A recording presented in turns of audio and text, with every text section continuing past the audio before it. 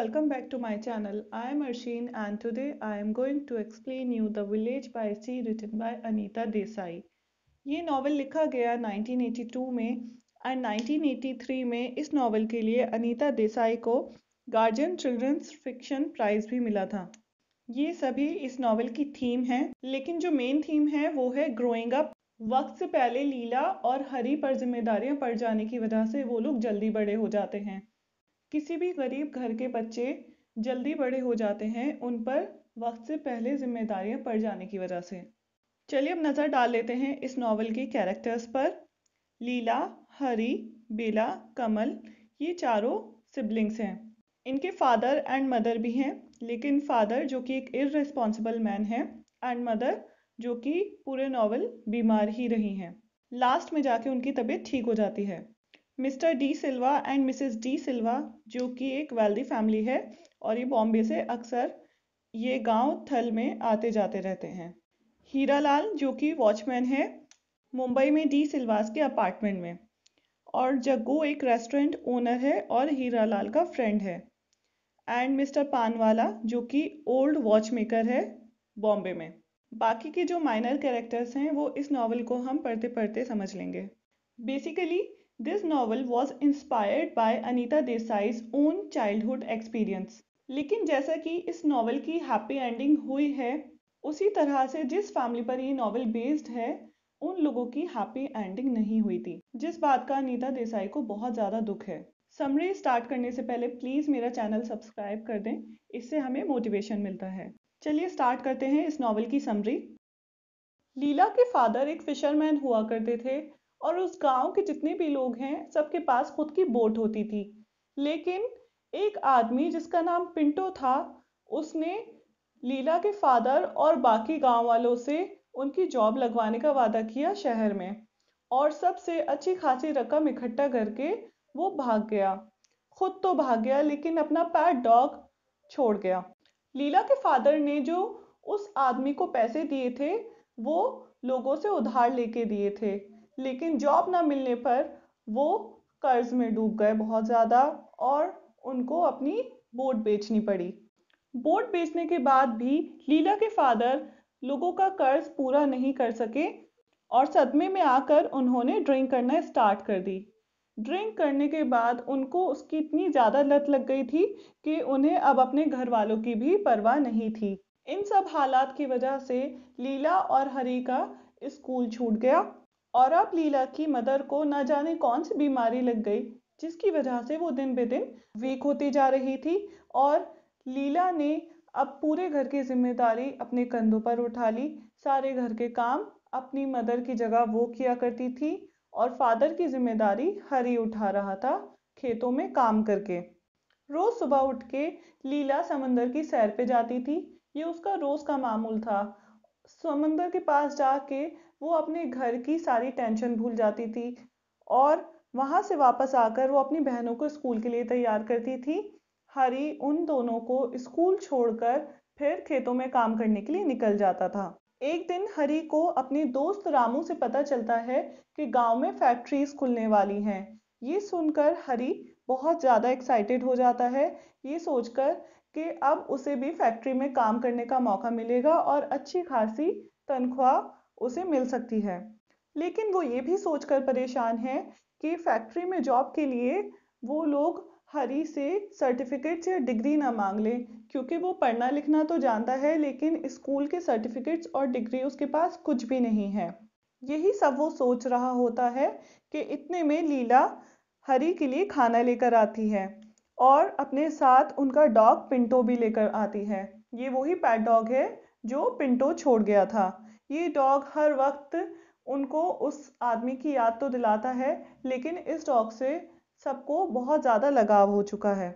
लीला खेत में बैठकर अपने भाई हरी के साथ घर के हालात डिस्कस करती है और कहती है कि ऐसा ना हो फाइनेंशियल क्राइसिस की वजह से उनकी बहनों की पढ़ाई छूट जाए। माँ की दवाइयों का भी खर्चा बढ़ चुका है, उन्हें कुछ ना कुछ ज़रूर करना पड़ेगा, वरना इस तरह तो उन लोगों का गुजारा बिल्कुल नहीं चल सकेगा। हरी ये सोचकर खुश होता है कि जल्द ही मुंबई से डी सिल्वा यहाँ पर आने वाले हैं और वो उन लोगों से जॉब मांग लेगा कोई ना कोई। वो लोग उसकी जरूर मदद करेंगे क्योंकि वो लोग बहुत रहमदिल हैं।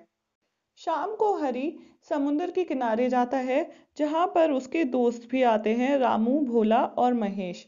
और वहाँ पर बहुत ज़्यादा शोरगुल है। मछुआरे ताज़ी मछलियाँ पकड़ के लाए हैं। औरतें अपनी टोकरी लिए मछलियाँ लेने जा रही हैं। हरी ये सोचकर उदास है कि अगर उसकी भी खुद की बोट होती तो वो भी खूब सारी मछलियाँ पकड़ के बेच सकता था। लेकिन एक हैंड नेट से वो ऐसा नहीं कर सकता। चैप्टर 2। अगले दिन मीना, जो कि लीला की फ्रेंड है, वो उसको टेम्पल में मिलती है। मीना लीला को ये बताती है कि गांव में जो प्ले होने जा रहा है उसके एक्टर्स आ चुके हैं और वो बहुत एक्साइटेड है। तुम भी मेरे साथ प्ले देखना। लेकिन लीला मना कर देती है क्योंकि रात में उसकी दोनों बहनें अकेली होंगी और परेशान हो जाएंगी क्योंकि मदर तो इतनी रिस्पॉन्सिबल है नहीं उनकी। रास्ते से गुजरते हुए उन्हें लकड़ियों से भरा हुआ ट्रक दिखता है और मीना उसको बताती है कि बीजू, जो कि सबसे अमीर फिशरमैन है उस एरिया का, उसके पास सबसे ज्यादा बोट हैं और बहुत सारी प्रॉपर्टी भी है। कहा जाता है कि ये सारी प्रॉपर्टी उसने स्मगलिंग से कमाई है। इस तरह की बातें बीजू के बारे में गांव में सुनने को मिलती रहती हैं। बीजू ने अपनी आलीशान बोट बनाने के लिए अलीबाग से लेबर हायर की है। दूसरी तरफ हरी को भी इस बोट की को बनते हुए देखना बहुत अच्छा लगता है। वो अब फील्ड्स वगैरह से ज़्यादा टाइम यहाँ पर स्पेंड करने लगा था और ये भी सोचता था कि कितना अच्छा रहेगा अगर उसे इस बोट पर जॉब मिल जाए। बीजू के पास एक डीप फ्रीजर भी है जिसमें वो सभी फिश को फ्रीज कर देता है और अच्छे दामों में उसे बॉम्बे में बेच देता है। हरी अपनी लाइफ के बारे में सोच रहा होता है कि या तो उसे बॉम्बे चले जाना चाहिए या फिर उसे कोई अच्छी जॉब ढूंढ लेनी चाहिए। लेकिन वो एक बोट पे भी काम कर सकता है और यही सब सोचकर वो फिक्रमंद था। डी सिल्वास भी बॉम्बे से आ चुके थे। इनके बंगलों का नाम मॉन रिपॉज था। डी सिल्वास के आने के बाद से गांव में काफी अच्छी रौनक हो जाती थी। हरी उन लोगों का लगेज उठाने में मदद करता है और रोज सुबह उनको दूध और अंडे लाके देता है। डी सिल्वास के पास कुक और आया भी है जो उनके छोटे बच्चों को संभालती है। मिस्टर डी सिल्वा हरी के फादर को अपने घर के वॉचमैन की जॉब दे देते हैं। But the father is too drunk and dirty और मिस्टर डी सिल्वा को मजबूरन उन्हें जॉब से निकालना पड़ता है। लेकिन वो हरी को समझाते हैं कि अगर वो बॉम्बे आना चाहे तो उसको कार वॉशर की जॉब दिलवा सकते हैं। चैप्टर 3। सुबह का वक्त है। लीला अपनी मदर को उठाने के लिए जाती है तो देखती है कि उसको बहुत तेज फीवर है। लीला फौरन अपनी दोनों छोटी बहनें बेला और कमल को अपनी नेबर हीराबाई को बुलवाने को बोलती है। लीला के फादर हीराबाई के बेटों के साथ ही बैठकर ड्रिंक किया करते थे। हीराबाई के बेटों को भी बहुत ज़्यादा ड्रिंक की आदत हो चुकी थी और उन्होंने अपनी सारी प्रॉपर्टी बेच दी थी, जिसकी वजह से उनकी वाइफ्स भी उन्हें छोड़कर चली गई थी और अब हीराबाई ही अपने बेटों का ध्यान रखती है, उनका खाना पीना करती है। हीराबाई फौरन लीला के घर पहुंचती है और लीला को बताती है कि उन्होंने सुबह ही एक लोकल मेडिसिन मैन देखा था और जैसे ही वो उसको देखेगी फौरन उन लोग के पास भेज देगी। Finally they hear the drum and the trumpet of the medicine man. Medicine man एक काऊ के साथ आता है, decorated with tassels and beads. आसपास के लोग उस गाय को घास खिलाते हैं ये सोचकर कि जल्द ही उनकी मन्नतें पूरी हो जाएंगी। उस मेडिसिन मैन की अच्छी खासी रेपुटेशन थी मैजिक में। लीला उस मेडिसिन मैन को अपने घर बुलाती है और सारा हाल अपनी मदर का बयान करती है। वो मेडिसिन मैन आग जलाता है और उसमें फ्लावर्स के पैकेट फेंकता है जिसकी वजह से बहुत सारा धुआं हो जाता है और जब आग बुझ जाती है तो उसका ऐश का पेस्ट बनाकर वो उसकी मदर की टंग पे रख देता है जिससे उसका मानना है कि उसकी मदर जल्द ही ठीक हो जाएगी। बाकी ऐश का पैकेट बनाकर वो लीला की मदर के पिलो के नीचे रखने के लिए बोलता है और फिर चला जाता है। लेकिन शाम तक भी लीला की मदर की तबीयत बिल्कुल भी ठीक नहीं होती। अचानक एक ट्रंक आदमी उनके घर में घुस जाता है। उस आदमी को लीला के फादर से वो पैसे वापस चाहिए जो लीला के फादर ने ड्रिंक के लिए उससे उधार लिए थे। वो तो शुक्र है डॉग पिंटो का जिसने उसे डरा के भगा दिया। फिर जब शाम को हरी वापस आता है तो वो सारी बातें उसको बताती है। चैप्टर 4। हरी सोचता है कि अब कोई ना कोई एक्शन तो लेना पड़ेगा। वो सी साइड पर पहुंचता है और देखता है कि बोट का जो कंस्ट्रक्शन है वो पूरा हो चुका है और बीजू ने उस बोट का नाम जलपरी रखा है। बीजू वहां पे एक अजनबी से बात कर रहा है जो बीजू को बोलता है कि थल के जो गांव वाले हैं उन लोगों को फिशिंग वगैरह छोड़कर कहीं और शिफ्ट हो जाना चाहिए। जिस पर बीजू बोलता है कि fishing is the village tradition and always will be. और अगर ये नहीं तो फिर चावल की भी खेती होती है, यहाँ की जो ज़मीनें बहुत ज़्यादा फर्टाइल है। तब वो अजनबी बीजू को बोलता है कि जल्द ही फैक्ट्री के लैंड ओनर्स ये राइस फील्ड्स खरीद लेंगे। अगर गांव वाले बेचना नहीं चाहेंगे तो गवर्नमेंट उनसे ज़बरदस्ती ऐसा करवाएगी। सरकार ने इस ज़मीन को इसलिए चुना क्योंकि ये बॉम्बे के नज़दीक है और समुंदर होने की वजह से ट्रांसपोर्टेशन में भी कोई दिक्कत नहीं आएगी। गांव में ये खबर आग की तरह फैल गई। अगले दिन जब हरी अपनी माँ के लिए बर्फ लेने जाता है, बर्फ की सिकाई करने से उनकी मदर का फीवर कम हो जाएगा। रास्ते में उसे बहुत ज़्यादा भीड़ दिखती है। किसान, मछुआरे, लड़के, लेडीज सब एक जगह पर इकट्ठा हैं। एक आदमी आया है वहां पर अलीबाग की कैपिटल से, जो कि महाराष्ट्र की स्टेट लेजिस्लेटिव असेंबली का मेंबर है। वो आदमी गांव वालों को बताता है कि पूरे 14 गांव को इन फैक्ट्रीज के प्रोग्रेस से थ्रेट है, क्योंकि फैक्ट्रीज का सारा कचरा ये लोग पानी में फेंक देंगे जिससे मछलियां मर जाएंगी। और फैक्ट्रीज में काम करने के लिए ये लोग इंजीनियर और मैकेनिक बाहर से बुलवाएंगे। गांव के लोगों के लिए बहुत ही लो वेजेस काम बचेगा, जैसे कि कुली और स्वीपर। वो आदमी बताता है कि वो अलीबाग के डिस्ट्रिक्ट कमिश्नर से भी इस बारे में बात कर चुका है लेकिन कोई फायदा नहीं हुआ। तो अब उन्हें बॉम्बे जाके चीफ मिनिस्टर से इन फैक्ट्री के खिलाफ आवाज उठानी होगी। वो आदमी गांव वालों से बोलता है कि जो भी इस आंदोलन में साथ देगा वो रीवा पहुंच जाए, फिर वहां से सब बॉम्बे के लिए जाएंगे। ये सब बातें सुनकर गांव वाले के अंदर जोश आ जाता है और सब जोर से चिल्लाते हैं, ये जमीन भी हमारी है और ये समंदर भी हमारा है। हरी सोचता है कि उसे भी गांव वालों के साथ स्टैंड लेना चाहिए। वापस घर पहुंचता है तो बाहर से ही बहनों के रोने की आवाजें आ रही हैं जोर जोर से। हरी सोचता है कि लगता है अब उसकी मदर इस दुनिया में नहीं रही। लेकिन जब वो घर के अंदर एंटर करता है तो देखता है कि उनका जो डॉग पिंटो है वो मर चुका है। पिंटो को किसी ने जहर दिया है और बहनों का शक है कि ये जहर उसी आदमी ने दिया होगा जो कुछ दिन पहले उनके घर में घुस गया था उनके फादर को पूछने के लिए। हरी को ये सब सुनकर बहुत ज्यादा गुस्सा आता है। अब उसे अपना घर, अपने फादर, अपने सभी लोग बुरे लगने लगे हैं।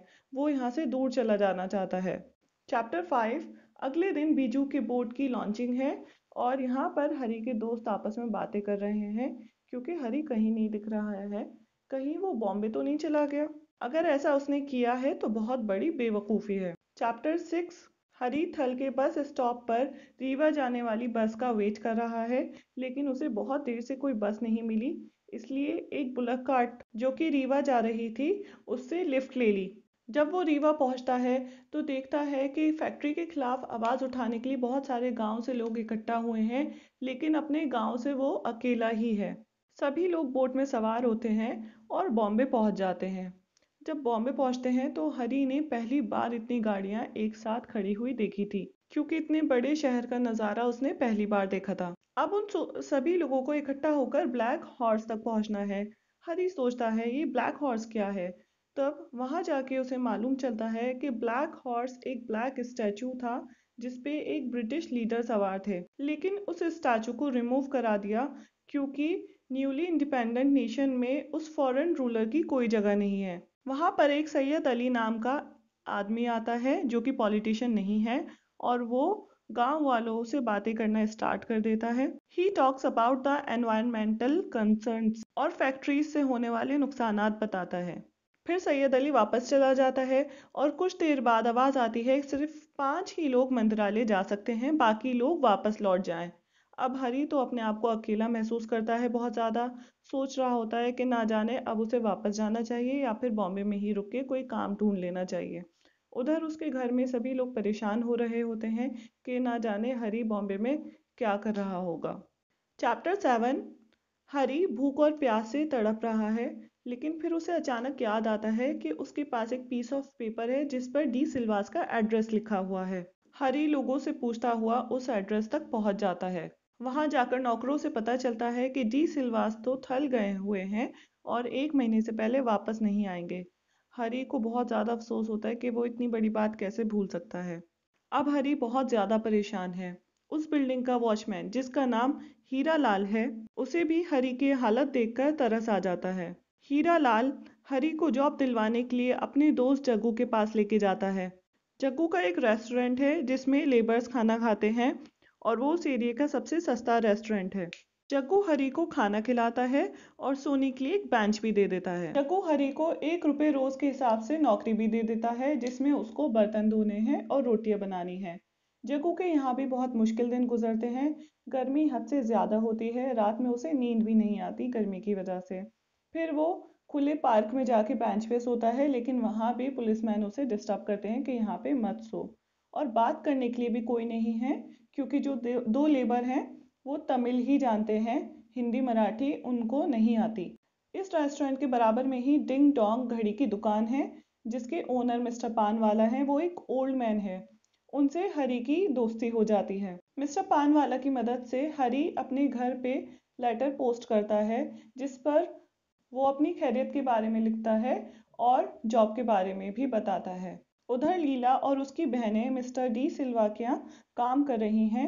एक दिन मिस्टर एंड मिसेस डी सिल्वा अलीबाग जा रहे होते हैं तो लीला उनको अपनी मदर को भी साथ ले जाने को बोलती है क्योंकि अलीबाग में हॉस्पिटल में उसकी मदर का अच्छे से इलाज हो जाएगा, जिस पर Mr and Mrs de Silvas agree हो जाते हैं और उसकी मदर को भी साथ ले जाते हैं। ये सब बात जब लीला के फादर को पता चलती है तो वो भी फौरन अलीबाग के हॉस्पिटल पहुंच जाते हैं। हॉस्पिटल में पता चलता है कि लीला की मदर को एनीमिया एंड टीबी है। हॉस्पिटल में अब उनका अच्छे से इलाज चल रहा है और फादर ने भी उनके ड्रिंक करना छोड़ दिया। लीला और उसकी बहनों को मिस्टर डी सिल्वा सैलरी भी दे रहे हैं, प्लस उनकी मदर पर जो भी खर्चा हो रहा है वो भी वही लोग पे कर रहे हैं। अब लीला को इस बात की फिक्र है कि जब डी सिल्वाज यहाँ से चले जाएंगे तो फिर उनका क्या होगा। तो मिसेस डी सिल्वाज उन्हें बताती हैं कि हमारे जाने के बाद कोई और यहाँ पर रहने आएगा तो तुम लोगों को उनके लिए भी काम करना पड़ेगा और तुम लोग को पैसे मिल जाएंगे उसके। चैप्टर 10 मुंबई एंड थल सब तरफ मानसून आ चुका है और बारिश की वजह से रोड पर पानी भर जाता है जिससे जो रेस्टोरेंट है वो भी अब नहीं चल रहा। फिर से हरी जॉबलेस हो जाता है। चैप्टर 11 मिस्टर पानवाला हरी को ऑफर देते हैं अपनी घड़ी की दुकान पर जॉब करने के लिए। हरी अब अपने गांव वापस जाना चाहता है लेकिन मिस्टर पानवाला उसे दिवाली तक रोक लेते हैं कि तुम यहाँ पर अच्छे से काम करो और अपने घर के लिए गिफ्ट्स वगैरह लेकर जाना। चैप्टर 12 हरी जब अपने गांव वापस जाता है तो इतना बड़ा चेंज देखकर वो हैरत में पड़ जाता है क्योंकि उसकी मदर भी अब ठीक हो चुकी थी, फादर ने ड्रिंक करना छोड़ दी थी। लीला और उसके घर वाले हरी को वापस देखकर बहुत ज्यादा खुश होते हैं। हरी ने जो अब पैसे कमाए हैं उससे वो एक पोल्ट्री फार्म खोलना चाहता है और उसके बाद एक अपनी खुद की वॉच रिपेयर शॉप खोलेगा। मिस्टर डी सिल्वास के यहाँ जो नए गेस्ट रहने आए हैं उनका नाम है सैयद अली, जो कि हरी से प्रोटेस्ट के दौरान मुंबई में मिला था। हरी उन्हें देखकर बहुत ज़्यादा खुश होता है और वो दोनों आपस में खूब सारी बातें करते हैं। चैप्टर 13 दिवाली की मॉर्निंग है। हरी की पूरी फैमिली गणेश और लक्ष्मी पूजा करते हैं। ये उन लोगों के लिए एक परफेक्ट मोमेंट था और इसी के साथ इस नॉवेल की हैप्पी एंडिंग हो जाती है। अगर आप लोगों को मेरा एक्सप्लेनेशन अच्छा लगा है तो प्लीज़ लाइक एंड शेयर ज़रूर करें एंड सब्सक्राइब करें मेरा चैनल। Thank you.